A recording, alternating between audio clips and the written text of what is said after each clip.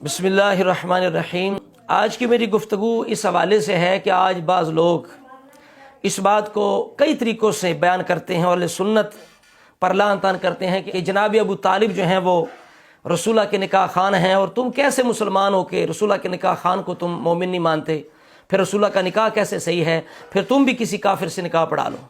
جیسے کسی نے کہا کہ آؤ ذرا سنت کے تقاضے تو نبھاؤ، ابو طالب سا نکاح خان تو ڈھونڈ کے لاؤ، ابو طالب کو جو کہتے ہیں کافر سن لو، یا تم بھی نکاح کسی کافر سے پڑھاؤ۔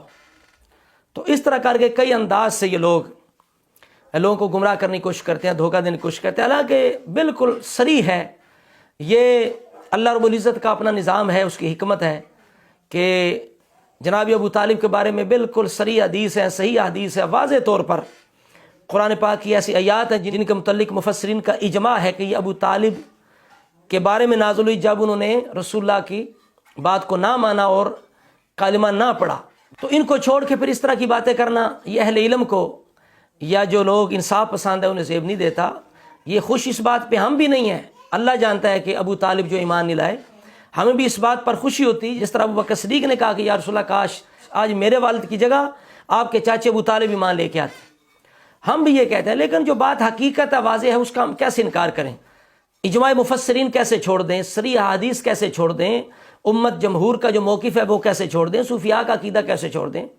تو بھائی یہ بات جو ہے، یہ اس سے معاذ اللہ یہ ثابت نہیں ہوتا کہ اہل سنت کے دل میں کوئی بغض اہل بیت ہے یا مولا علی کا بغض ہے، ایسی ختم بات نہیں ہے۔ جو لوگ اس طرح کا تاثر دیتے ہیں وہ ظلم کرتے ہیں، زیادتی کرتے ہیں، شرارت بازی کرتے ہیں۔ اب دیکھیے جو اصل جس بات کی طرف ہم لے جانا چاہتے ہیں کہ جناب ابو طالب کو نکاح خان کہا جاتا ہے، اس کے بارے میں دو بنیادی طور پر باتیں ذہن میں رکھیں کہ جس وقت رسول اللہ کا نکاح ہوا ہے، ابھی تو اس وقت شریعت آئی نہیں، نکاح کا طریقہ جو اسلامی ہے وہ اس وقت رائج ہوئی نہیں۔ اس دور کا جو طریقہ تھا نکاح کا وہ کیا تھا؟ یہی تھا کہ دو عورت مرد جن کا نکاح ہوتا تھا یا لڑکا لڑکی، تو اس کے بزرگ اکٹھے ہوتے، اپنے قبیلے کی جو شانیں وہ بیان کرتے، اسی طرح کر کے پھر جو وکیل ہوتا یا ولی ہوتا عورت کا وہ کہتا کہ میں بھئی اپنی بیٹی یا اپنی بھانجی بتیجی جو بھی ہے اس کو میں فلاں کے نکاح میں دیتا ہوں، یعنی فلاں کی وہ عورت بن گئی ہے، آج کے بعد ان کا آپس میں میاں بیوی کا معاملہ ہے، بس یہ نکاح تھا۔ تو اس وقت رائج تھا۔ اس نکاح کو آج کے نکاح جس کے باقاعدہ شریعت نے ارکان، شرائط، سنن، مستحبات مقرر کی ہیں، اس کی طرح کہنا یہ دھوکہ بھی ہے، فراڈ بھی ہے اور جہالت بھی ہے۔ ایک تو بنیادی طور پر یہ بات یاد رکھیں کہ آج کا نکاح جو شریعت نے ہمیں طریقہ سکھایا اور اس دور کا نکاح یہ ایک جیسے نہیں ہے۔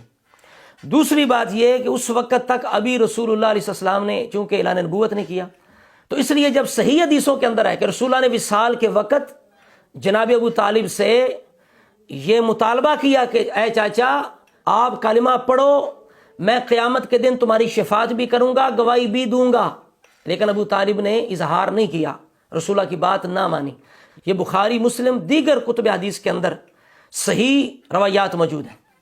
تو لہٰذا پہلے کے جو معاملات ہیں ان کو بنیاد بنا کر یہ ثابت نہیں ہو سکتا کہ وہ ایمان لے آئے اس وقت کے وصال کے وقت جب رسول اللہ یہ کہہ رہے ہیں۔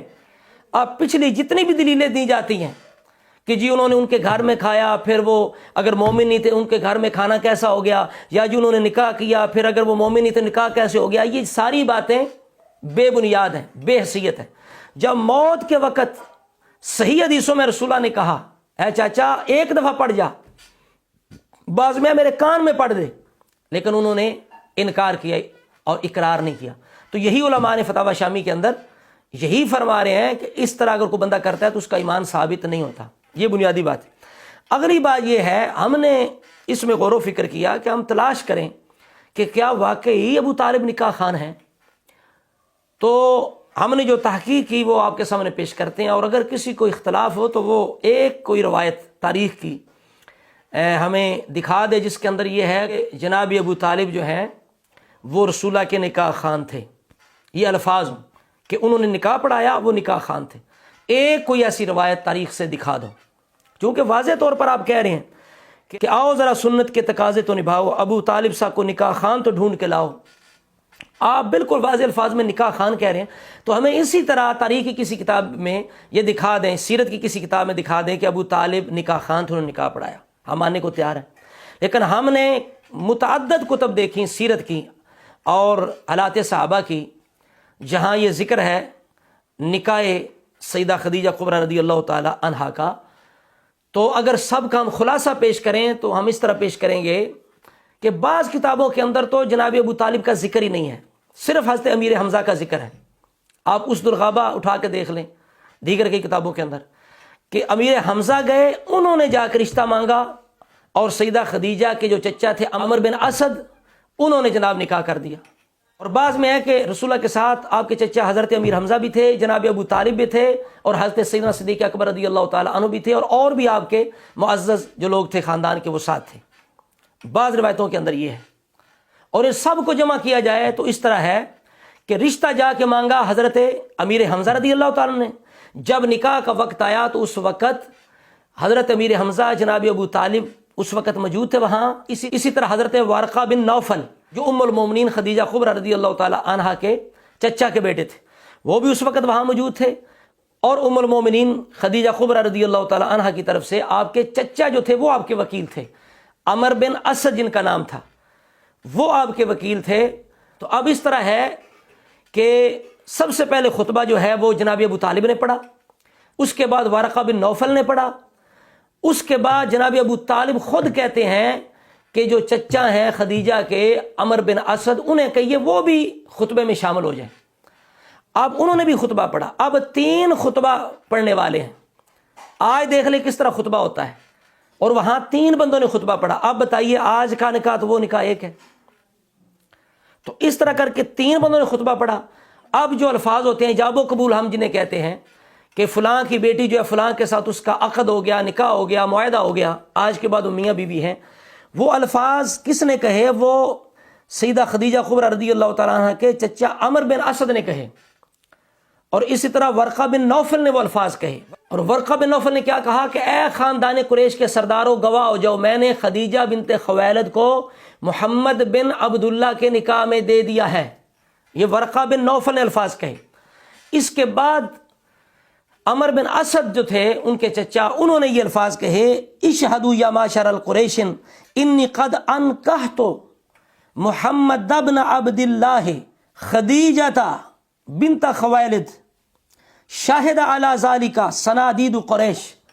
اب دیکھیں انکحت کے جو لفظ ہیں یہ کس کی طرف سے ہیں؟ عمر بن اسد کی طرف سے، کہ میں نے نکاح پڑھایا، میں نے نکاح کر دیا، کس کا؟